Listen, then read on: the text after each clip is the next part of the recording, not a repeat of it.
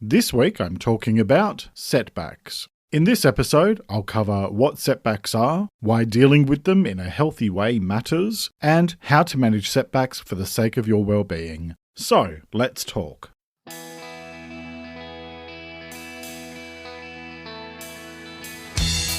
This is Let's Talk About Mental Health, a weekly podcast full of simple ideas for better mental health.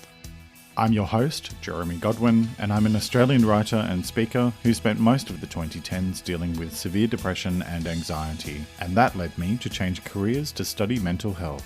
In this show, I use my knowledge of psychology, sociology, and counselling, combined with my personal experiences of dealing with mental illness, to bring you a show full of ways to improve your mental well-being, one step at a time. Each week, I look at one specific topic and go through simple things you can do to improve your mental health.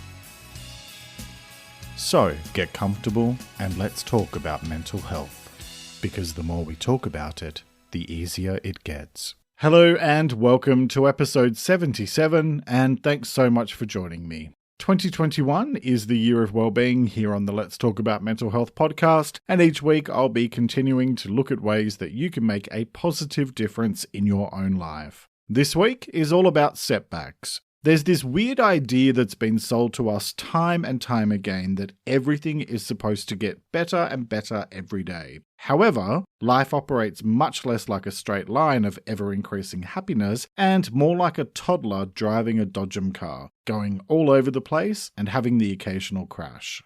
It is, unfortunately, an inevitable part of life that we endure setbacks from time to time, either in terms of negative impacts on our progress or broader events that have an effect on us. I mean, if you'd have said a year and a half ago that billions of us would be dealing with never-ending setbacks for well over a year, I don't think anyone would have believed you. But here we are.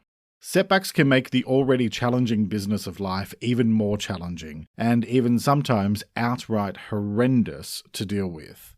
But even through the darkest of times, there is always a glimmer of hope shining through the cracks. So today, I'm going to be talking about how to get yourself through setbacks, both small and monumental, in order to keep on moving forward.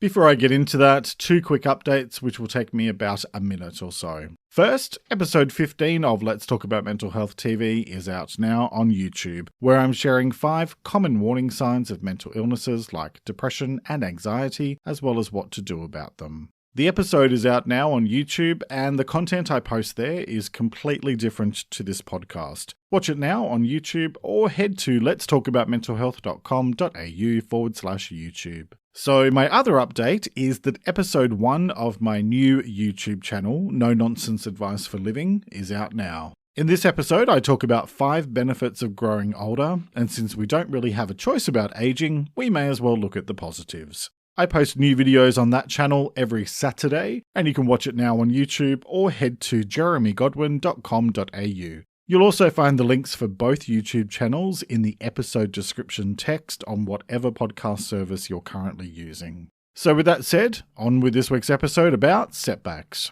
I believe it was the collective of British philosophers known as Chumbawamba who in 1997 sang, "I get knocked down, but I get up again. You are never going to keep me down." Now, aside from the rest of the lyrics of that song reading like a diagnostic manual for alcoholism, that particular song, Tub Thumping, was everywhere in the late 90s. And it speaks to what I hope is the attitude that most of us have towards setbacks. We might get knocked down, but we know we need to get back up again. Now let's be honest here, that getting up again bit is fairly difficult, especially when you feel as though life has knocked the wind out of your sails and you're left flailing around on the floor like a turtle on its back.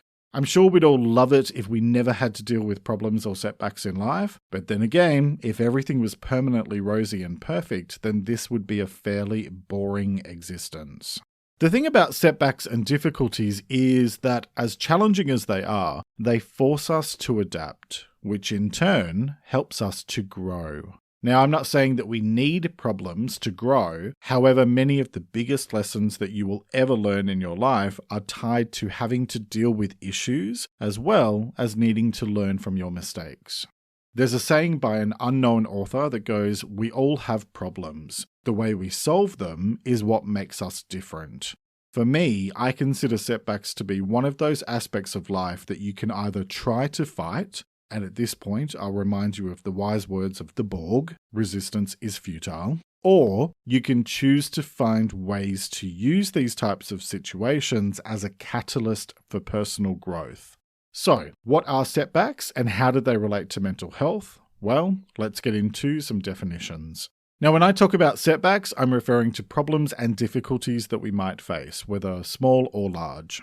From struggling with unexpected bills through to a relationship breakdown or the loss of a loved one, through to the entire economy shitting itself overnight and putting millions of people out of work, setbacks very often show up unannounced and turn all of your carefully considered plans into mush. None of us are immune to setbacks. From internal factors like your physical or mental health, through to external situations that either directly or indirectly affect you, like relationships with others or your work, or even more broadly, local or global events. All of us have things that can potentially affect us. Here's the thing. All setbacks can be overcome and you are not a victim. Sometimes stuff just happens with no real reason why. It's okay to be upset and hurt and all of that stuff. But what isn't okay is to let those feelings dominate you and detract you from the process of adapting to and overcoming whatever the setback is. What feels like a setback to you is highly personal, and it doesn't matter what other people think. I'm going to tell you one of my own from the shit show that was 2020 that I'm not entirely sure everyone will understand, but I'm sharing it because it feels relevant. Don't judge me. As regular listeners will know, I had a lot of setbacks last year, with the biggest being our 17-year-old cat dying in April, which broke my heart. And this might sound odd to some, but around the same time that happened, Eurovision was cancelled and it hit me hard. Now, I know not everyone gets it, but Eurovision is the absolute highlight of my year. It is fun and joyful, and it is without a doubt the most diverse musical spectacle of each year. And if you ask anyone who knows me, they would agree that I begin counting down on social media months before the big week each year. So when it was cancelled last year, thanks to that evil mongrel bastard of a pandemic, it felt like a slap in the face on top of everything else that was going on. Now, obviously, I know now that my reaction was more about everything else that I was dealing with, thanks to good old 2020 vision in hindsight, but it was definitely one of those things that was completely out of my control and which I had to learn to adapt to. And thankfully, it's going ahead this year because I could not have coped going another year without Eurovision. No, thank you. Here's my point. I do have one in amongst all that. We cannot necessarily control what happens or the emotional reaction that we have to the setback initially. But as always, we can control what we do, say, and feel next. And more specifically, what we do with our feelings. And I'll be talking through more of that shortly. First, though, let's talk about why does dealing with setbacks in a healthy manner matter for your mental health? Well, it matters because learning how to deal with setbacks more effectively then helps you to deal with the bigger ones if and when they come along. Now, I might sound a bit lectury here, but I'm going to say this anyway. Very few things in life are black and white, but when it comes to coping mechanisms, it's either healthy coping or unhealthy coping. When you deal with setbacks in an unhealthy way, like drinking away your feelings, using food as medicine, snorting your way through the pain, lashing out at others, or just generally doing all the stuff that's bad for you, you are going to wind up making more of a mess than doing any actual good for yourself. On the other hand, learning how to deal with the inevitable setbacks that we all face from time to time in a healthy manner enables you to learn what you need to learn from them. Why does that matter? Because that is how you grow. Growth is not easy. It takes time and effort and perseverance, and more often than not, it's painful. Caterpillars don't just go into a cocoon and have a nice little sleep before they magically grow wings and emerge as a butterfly. They go through a total metamorphosis where they're basically turned into goo and rebuilt from the ground up. I mean, look, that's an oversimplification, but this is let's talk about mental health, not let's talk about larval biology. Growth is about metamorphosis. It's about moving forward. Setbacks often prevent us from moving forward, and so if we get stuck in using unhealthy coping mechanisms to deal with them, then we end up stuck, or worse yet, going backwards. A setback isn't a permanent dead end, it's an obstacle that needs to be overcome, and so sometimes that means that you need to find another way around, just like when you hit a roadblock in traffic and your GPS needs to reroute you. You can either sit there yelling at the roadblock and wondering why that doesn't do anything, or you can find a way around it, even if that takes you a bit out of the way or makes your journey take a little bit longer. Either way, it's probably going to be painful to deal with, but the difference is in whether or not that pain is helping to lead you to a better place in the longer term. And then also, just throwing your hands up and giving in to the setback is not going to do you any favours either. It's like the prime example of our throwaway society and our short attention spans rolled into one. It's like, oh well, I give up. Does anyone remember that episode of The Simpsons where Ned's beatnik parents said, "We've tried nothing and we're all out of ideas"? It's very that. The thing is, nobody's going to do the work for you in life, and there are always going to be setbacks. So you can either throw your hands up in the air without ever trying anything and then wonder why you're not getting anywhere, or you can do the work. And even if it hurts like hell, it's still up to you to do the work. So how do you do that? Well, let's get into the how-to part of this week's episode.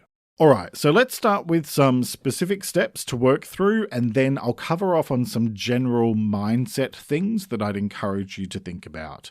So the first step to managing a setback is acknowledge how the setback is affecting you. And this one can be really tough because it requires you to have one of those honest conversations with yourself that probably makes you feel really uncomfortable. But unless you face it, you may find yourself pretending it's not affecting you when really it is. Be honest with yourself in an objective way about how the setback has impacted on you and your life, as well as the lives of those you care about, and acknowledge your feelings as well as any potential problems that the setback has created. This is not about dwelling on the feelings, and I'll come back to that in a moment, because if you dwell, you're going to get stuck. However, if you don't take time to at least acknowledge your feelings, then you may find they come back and bite you in the backside later on, because unresolved feelings tend to get a bit pissy the longer you ignore them. So that leads to my next point, which is let the emotions out and let it go. Sometimes you need to feel what you need to feel, and sometimes that involves getting it out. So get it out. Write your feelings in a journal or speak to a therapist. I say therapist here rather than friend because bless your friends, but they are emotionally invested in you, which makes it much harder for them to be objective. Look, not everyone needs to vent, but I know I certainly do, and I have found over the years that in most cases, just getting rid of the emotions allows me to begin to think more rationally and more thoughtfully. Part of that involves my next point, which is do not linger on the negative emotions. Whether or not you let the emotions out is up to you, and it comes down to your preferred style. However, I need to say this about negative emotions. When you hold on to them, like really hold on to them, they can turn you into a negative and bitter person. Please don't be that person that people shy away from because being around them is like being slapped in the face with misery. To quote the Cranberries, do you have to let it linger? And the answer is no. No, you don't. FYI, if you're prone to lingering on the dark side, you can work through all of that stuff by working on your mindset, which I explored in episode 31, and your sense of realistic optimism, which I covered in episode 47. Okay, so back to the steps to take for dealing with setbacks. Next, assess the situation objectively. When you feel a bit traumatized by a setback, or a lot traumatized, it can set off a whole bunch of irrational thoughts. I think I might have mentioned this once before, either that or I did, but I cut it from the final edit. So anyway, here it is. When the pandemic took off, one of the first things I did was order a portable solar battery so that I could still power my devices like my iPad in case the world turned to shit and the power went out. Now, what the hell did I think was going to happen? A zombie apocalypse? I mean, honestly, I've been watching too much bad apocalyptic television. But fear can manifest in random and unpredictable ways. So being able to let go of those emotions and then look at things more rationally to make a more objective assessment of the situation will help you to deal with things in a calmer way. And while you're doing this, be objective about what is within your control versus what is not. Then focus on what you can control. I find a good way to do that is with my next point. Focus on today and tomorrow rather than weeks and months into the future. If you try to think or plan too far ahead, you're likely to run into more obstacles, especially when dealing with major setbacks, because you may not be thinking about all of the potential things that you need to deal with. Instead, just focus on 2 days, today and tomorrow. Get yourself through those and take baby steps to keep moving forward. So continuing on from that, my next point is choose to grow from the setback. And yes, I am being serious here. We grow more from our difficulties than we do from all the things that are going wonderfully in life. Why? Because difficulties and setbacks challenge us to adapt, and they force us to try different approaches that we might not have otherwise considered if we were just happily plodding along doing the same thing that we've always done. Nothing in life is permanent, and you can either fight that fact and cause yourself pain, or you can embrace it and use it as a tailwind to push you forward. If your old approaches to things aren't helping you to deal with the setback, you need new approaches, and that usually means having to step way out of your comfort zone. That's a good thing, even if it feels painful. You cannot resolve issues with the same thinking that created them. Whatever setback you're dealing with, learn the lessons it has to teach you, make changes in your life where you need to, and choose to grow. Then when the next setback inevitably comes along, repeat the same cycle all over again. Okay, so now some general advice on dealing with setbacks, starting with remain objective. And what I mean by that is to focus on the facts rather than being influenced by feelings or opinions. That means not blaming yourself or others for whatever has happened, which can be really hard to do, especially if someone has hurt you. But all finger pointing does is stir up even more negativity. You don't resolve negative situations by throwing more negativity at it. Remind yourself that when setbacks happen, it's not personal and you cannot control what other people do or don't do. My next point is remember it's not permanent. No setback is permanent, and there is nothing in life so big that it cannot be overcome with enough time, effort, and perseverance. Setbacks are obstacles to be managed, and if you remind yourself to look at them in that way, it helps you to begin to see different ways to tackle the issue. Whether you believe you're stuck or you believe that you can overcome setbacks is up to you. Either way, what you believe is what you get. My next point is look at the bigger picture. There's a reason why I often encourage you to ask yourself, will this really matter in 5 years? Because 99% of the stuff that we think matters today really just won't be important in the future. Step back and consider the situation in the broader context of life. My next point is if you made a mess, accept responsibility. Look, sometimes we're the ones who make a monumental mess of things, which then leads to setbacks. If that's the case, be an adult and own it. Accept responsibility without excuse or blame, and if you can, then make it right. I talked about mistakes back in episode 2 as well as accountability in episode 16, so you may find those helpful as well. My next point is manage your self-talk. I covered this topic all the way back in episode 9, so I'll just touch on it here to say that the way that you talk to yourself matters because it influences your sense of self-worth, which is actually the topic of next week's episode, so look out for that one. Choose to be kind and supportive to yourself, and please don't berate or insult yourself because all that does is eat away at your self-confidence and even your sense of hopefulness. Which leads me to my next point, develop and nurture healthy coping mechanisms. I talked about this before, so I won't bang on about it too much, but basically, find healthy strategies that work for you, like getting outdoors every day or spending time with friends and so on, rather than the unhealthy stuff that will end up making you feel worse about yourself in the long run. And finally, tackle things as soon as possible, but also have patience. There's an anonymous saying that goes, tackle any difficulty at first sight because the longer you leave it, the larger it grows. And I think that serves as a great reminder not to leave things to drag on because they usually do have a tendency to become even bigger issues if you do that. Now, having said that, once you start doing the work to deal with a setback, be patient because all things take time, effort, and perseverance. Because when it comes to setbacks and mental health, what it all boils down to is this. Things happen to all of us from time to time that can throw us off course or make us feel like we're being pulled in a different direction. But the thing about setbacks is that they are opportunities to learn, and more importantly, opportunities to grow. Even the darkest of days has something to offer in the long term. For example, I chose to turn the years that I spent battling with depression and anxiety into something positive by doing this. But if you'd have told me nearly 10 years ago when things started to turn to shit, that someday I'd be using those experiences and setbacks and heartaches to help other people, I don't know that I would have believed it. Because the thing with setbacks is that when we're in the thick of it, it can be almost impossible to see the bigger picture. But trust me when I say that it is a work of art. You will be okay. And with time, whatever setbacks you might be dealing with at the moment will be fertilizer to help you grow. All you have to do today is make the choice to see the light at the end of the tunnel and take small steps every day towards it.